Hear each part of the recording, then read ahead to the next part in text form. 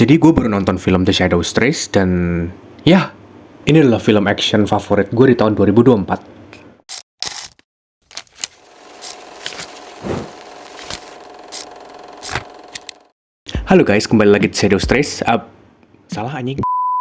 Halo guys, kembali lagi di Frame and Flame. Shadows Trace ini adalah film yang paling gue tunggu di tahun 2024 karena film ini disutradarai oleh Timo Tjahjanto. Sutradaranya The Night Comes For Us, The Big Four, and many other things. Dia adalah salah satu sutradara Indo favorit gue dan gue tuh selalu nungguin karya-karya dia.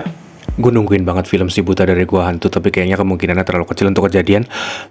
Anyway, The Shadows Trace. Film ini tuh bercerita tentang seorang cewek assassin yang disuruh lay low sama mentornya, tapi pada akhirnya memutuskan untuk melawan karena dia ingin menyelamatkan anak kecil yang diculik sama para kriminal berbahaya. Plotnya sederhana banget lah ya, dan motivasi-motivasi karakternya surface level banget. Tapi itu sama sekali bukan masalah karena nonton film ini tuh utamanya adalah actionnya, dan film ini sangat amat berhasil delivers. Tapi sebelum mengarah ke sana, gue mau bahas beberapa kekurangannya dulu. Dialog. Gue bukan orang yang gampang terganggu dengan dialog kaku atau baku di film Indo, dan menurut gue bukan itu masalah dialognya film ini. Gue lebih mau bahas soal kayaknya ada beberapa pemilihan kosakata yang bisa lebih bikin dialognya tuh jadi better gitu. Kayak contohnya ada tokoh bapak dan anak politikus, di mana bapaknya itu digambarkan sebagai sosok yang controlling banget, dan ketika mereka berdialog mereka pakai aku dan kamu. Gue rasa akan lebih cocok kalau si bapak pakai kata papi instead of aku, karena biar lebih menegaskan aja sih, bapaknya tuh mendominasi anaknya. Ada beberapa contoh lain selain ini sih, tapi kayaknya nggak ada yang terlalu ganggu banget.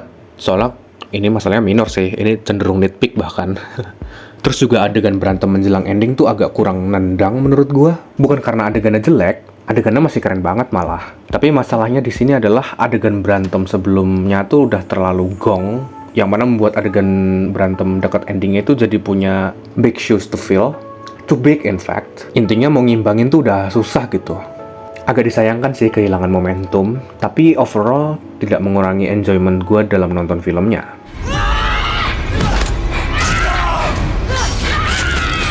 Nah, sekarang kita ngomongin yang bagus-bagusnya. Yang pertama adalah production design-nya. Ini tuh kelihatan banget filmnya beliau yang paling ambitious, paling megah, dan yang paling stylish. Gue suka banget penggambaran latar-latar di film ini, kayak contohnya markas Yakuza di Jepang, Jakarta di malam hari, dan juga nightclub-nya tuh, keren banget sih.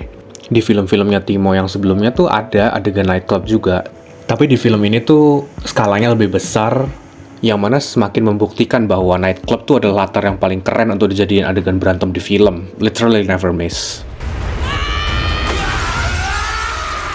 Dan semua itu ditangkap dengan sangat cakep dengan visualnya film ini. Gue suka banget sama grainy look-nya film ini, yang membuat gue agak menyayangkan nggak bisa nonton film ini di layar lebar.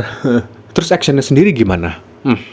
Gila sih. Brutal, relentless, and extremely well choreographed. Tipikal filmnya Timo banget lah. Tapi di film ini tuh makin banyak, makin gila, dan skalanya tuh makin gede ya dari film dia yang udah-udah. Dan juga bukan sekedar berantem-berantem dan tembak-tembakan yang bombastis, tapi juga membangun tension sebelum actionnya itu yang patut diapresiasi juga. Soalnya tensionnya tuh banyak yang dibangun secara perlahan dan sabar. Jadi ketika actionnya muncul tuh nendang banget. Dan itu tuh konsisten banget sepanjang film, membuat film yang lumayan panjang ini tuh jadi nggak boring. 13.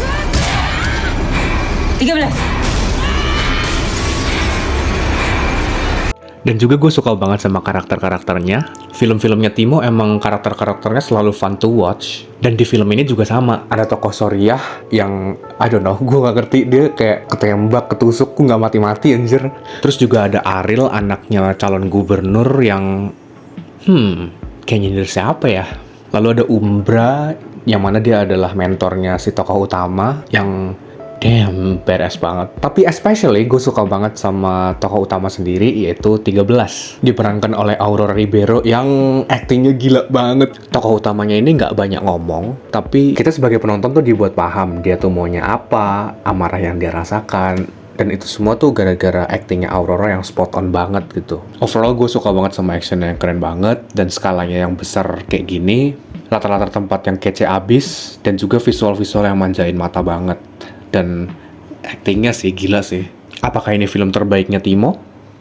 Ya, probably. 9 out of 10.